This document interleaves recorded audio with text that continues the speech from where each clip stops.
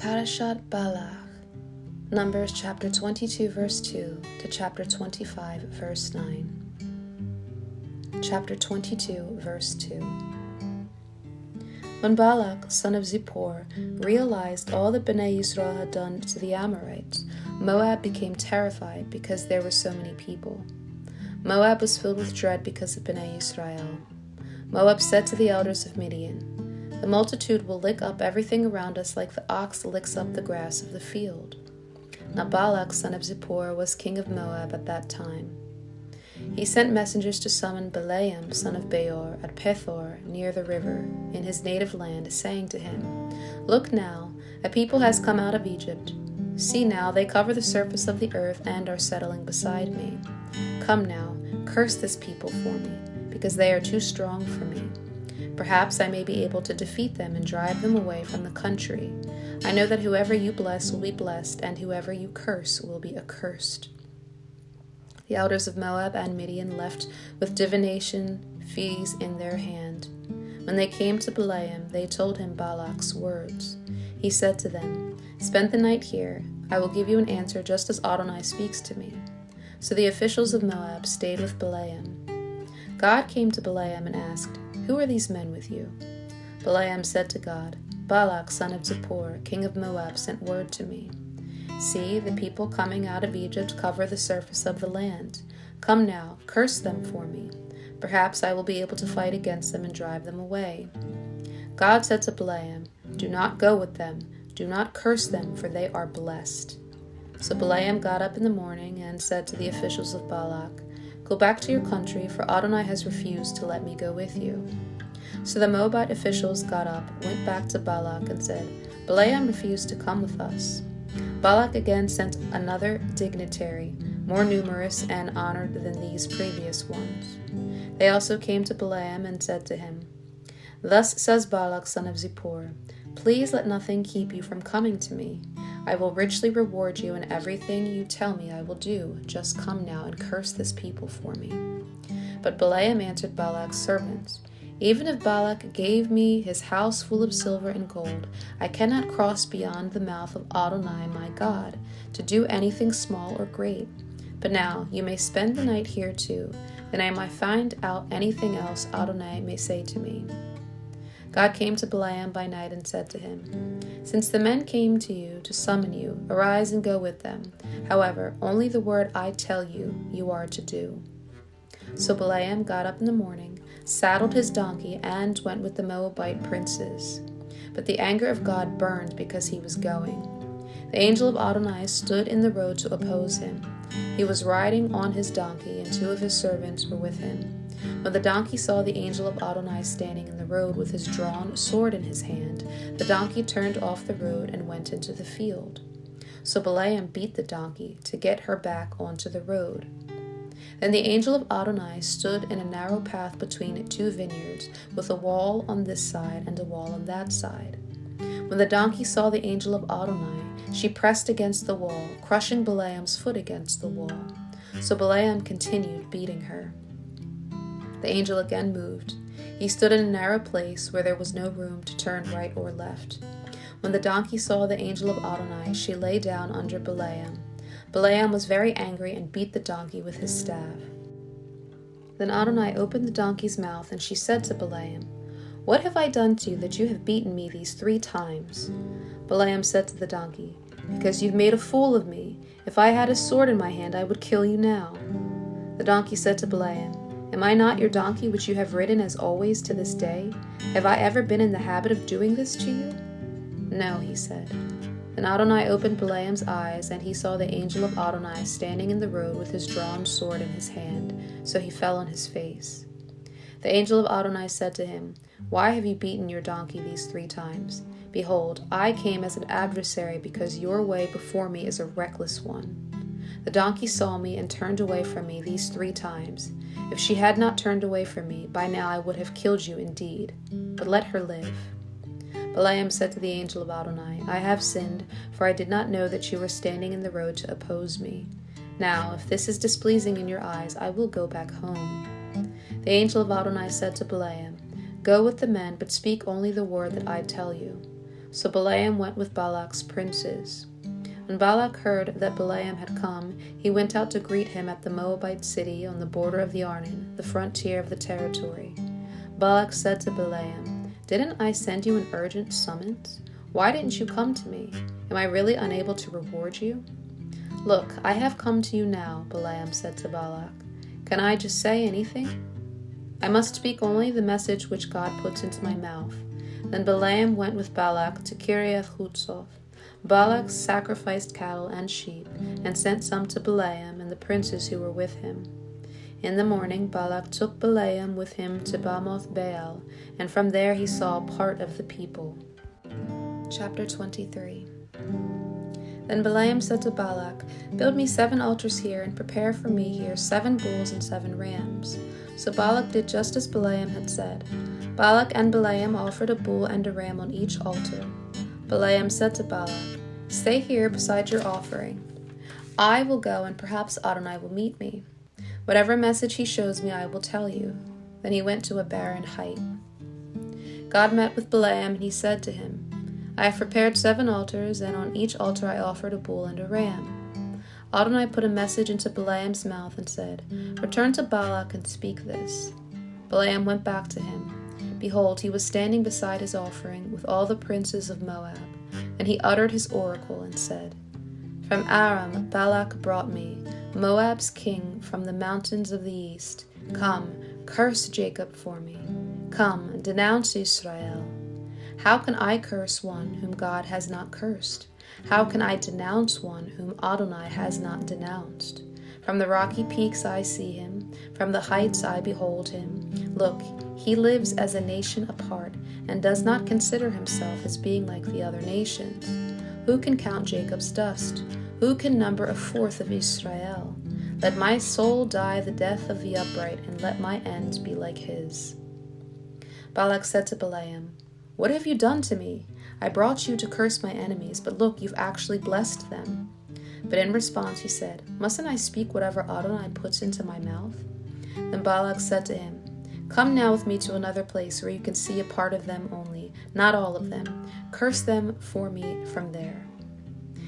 He took him to the lookout field on top of Pisgah. He built 7 altars and offered a bull and a ram on each altar. "Stay here beside your offering," he said to Balak, "while I am meeting over there." Adonai met Balaam there and put a message into his mouth and said, "Return to Balak and speak thus." So he went to him, and behold, he and the princes of Moab were standing beside his offering. Balak asked him, "What did Adonai say?" So he uttered his oracle and said, "Rise, Balak, hear me, son of Zippor. God is not a man who lies, or a son of man who changes his mind. Does he speak and then not do it, or promise and not fulfill it? Look, I received a command to bless. He has blessed, I cannot change it. No misfortune is to be seen in Jacob, and no misery in Israel. Adonai their God is with them. The king's shout is among them. God is bringing them from Egypt with the strong horns of the wild ox. There is no sorcery effective against Jacob, nor any divination against Israel. Now it will be said of Jacob and Israel, see what God has done. The people rise like a lioness, like a lion who does not rest until he eats his prey and drinks his victim's blood." Then Balak said to Balaam, "Do not curse them or bless them at all." Balaam answered and said to Balak, "Haven't I told you all that Adonai says I must do?" Balak said to Balaam, "Come with me to another place. Perhaps it will be pleasing to God, and you may curse them for me from there." So Balak took Balaam to the top of Peor, overlooking the wasteland. Balaam said to Balak, "Build me 7 altars here, and prepare 7 bulls and 7 rams for me."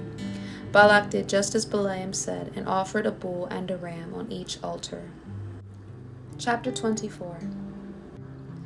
When Balaam realized that it was pleasing in the eyes of Adonai to bless Israel, he did not resort to sorceries as at the other times, but turned his face toward the wilderness. Lifting up his eyes, Balaam saw Israel dwelling by tribes. The Ruach Elohim came over him. He uttered his oracle and said, "This is the oracle of Balaam, son of Beor, and the oracle of a strong man whose eye has been opened. the oracle of one hearing God's speech, one seeing Shaddai's vision, one fallen down, yet with open eyes. How lovely are your tents, O Jacob, and your dwellings, O Israel. Like valleys they are spread out, like gardens beside a river, like aloes planted by Adonai, like cedars beside the waters. Water will flow from his buckets, his seed by abundant water. His king will be greater than Agag, his kingdom will be exalted. God is bringing him out of Egypt. He is like the strong horns of a wild ox. He devours nations hostile to him. He will crush their bones. His arrows will pierce them. He crouches like a lion or a lioness. Who would rouse him? He who blesses you will be blessed, and he who curses you will be cursed. Then Balak became furious at Balaam and struck his hands together. Balak said to Balaam, I summoned you to curse my enemies, but look, you have blessed them these 3 times. Now, go home. I said I would reward you, but see, Adonai has kept you from reward. Balaam answered Balak, Didn't I indeed tell your messengers whom you sent to me, saying, If Balak were to give me his house full of silver and gold, I could not go beyond the mouth of Adonai, to do good or bad from my own heart. Whatever Adonai may speak, I will speak. Now, behold, I am going back to my people. Come, let me counsel you what these people will do to your people in the later days. Then he uttered his oracle. The oracle of Balaam son of Beor, the strong man whose eyes opened, the oracle of one hearing God's speech, one experiencing Elion's knowledge, one seeing Shaddai's vision, one fallen down, yet with open eyes. I see him, yet not at this moment. I behold him, yet not in this location. For a star will come from Jacob, a scepter will arise from Israel. He will crush the foreheads of Moab and the skulls of all the sons of Seth. Edom will be conquered, his enemies will conquer Seir, but Israel will triumph. One from Jacob will rule and destroy the city's survivors. Then he saw Amalek, so he uttered his oracle and said, Amalek was the first of nations, but will come to ruin at last. Then he saw the Kenite, so he uttered his oracle and said, Your dwelling is secure, your nest is set in the rock. Yet Cain will be destroyed when Ashur captures you. Again he uttered his oracle and said, Oh, who can live when God does this? Ships will come from Kittim's shore. They will afflict Ashur and Eber, but they too will come to destruction. Then Balaam got up and went and returned to his own people, and Balak went on his way. Chapter 25. While Israel was staying in Shittim, the people began to have immoral sexual relations with women from Moab. And they invited the people to the sacrifices of their gods, so the people were eating and bowing down before their gods. When Israel became bound to Baal of Peor, the anger of Adonai grew hot against Israel. Adonai said to Moses, Seize all the ringleaders and hang them before Adonai facing the sun, so that Adonai's fierce anger may be turned away from Israel. So Moses said to the judges of Israel, Each of you, kill your men who have been joining themselves to Baal of Peor. Then behold, a man from Bnei Yisrael came and brought a Midianite woman to his brothers before the eyes of Moses and of the whole assembly of Bnei Yisrael, while they were weeping at the entrance to the tent of meeting. When Phinehas, son of Eleazar, son of Aaron, the Kohen, saw it, he arose from the midst of the assembly, took a spear in his hand, and went after the men of Israel into the tent and pierced them through, both the Israelite man and the woman's belly. Then the plague among Bnei Israel was stopped. However, 24,000 were dead because of the plague. Micah chapter 5, verse 6 to chapter 6, verse 8. Now the remnant of Yaakov will be in the midst of many peoples, like dew from Adonai, like abundant showers on grass that does not wait for a man, nor lingers for the sons of men. For the remnant of Yaakov will be among the nations, in the midst of many peoples, like a lion among the forest beasts, like a young lion among flocks of sheep, who, if he passed through, would trample and tear to pieces, and there would be no deliverer. May your hand be raised up against your adversaries, and may all your foes be cut off. Now in that day, it is a declaration of Adonai, I will cut off your horses among you, and I will destroy your chariots. I will cut off the cities of your land, and throw down all your strongholds. I will cut off sorceries from your hand, and you will have no more diviners. I will cut off your carved images and your sacred pillars from among you, so you will no longer bow down to the work of your hands. I will uproot your Asherah poles from among you and destroy your cities. So I will execute vengeance in anger and wrath on the nations that have not listened. Hear what Adonai is saying. Arise, contend with the mountains, and let the hills hear your voice. Hear Adonai's dispute, O mountains, the enduring foundations of the earth. For Adonai has a dispute with his people, and he will argue his case with Israel. O my people, what have I done to you? Or how have I wearied you? Answer me.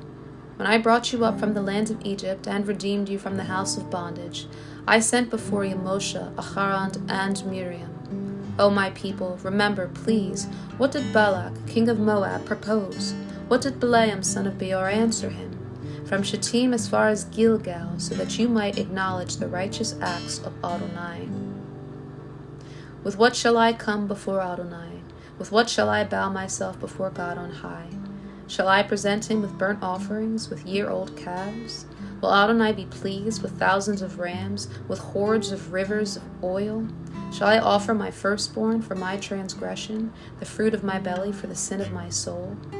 He has told you, humanity, what is good, and what Adonai is seeking from you, only to practice justice, to love mercy, and to walk humbly with your God.